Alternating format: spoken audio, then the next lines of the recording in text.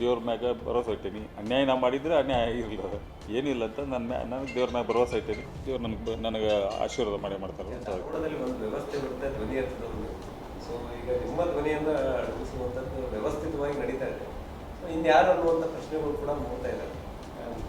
ನೀವು ರಿಸರ್ಚ್ ಮಗಳು ಎಲ್ಲ ನನ್ನ ಮಿಸಸ್ ಇರ್ತಾಳೆ, ನನ್ನ ಮಗಳು ಇರ್ತಾಳೆ, ಇಬ್ಬರು ಮಾಡ್ತಿರ್ತಾರೆ.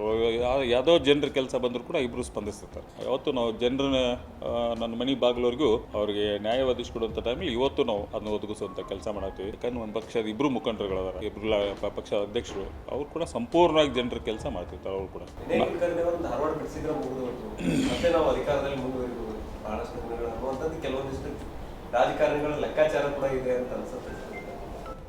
ಇರ್ಬೋದು, ಏನು ಮಾಡೋಕ್ಕಾಗುತ್ತೆ.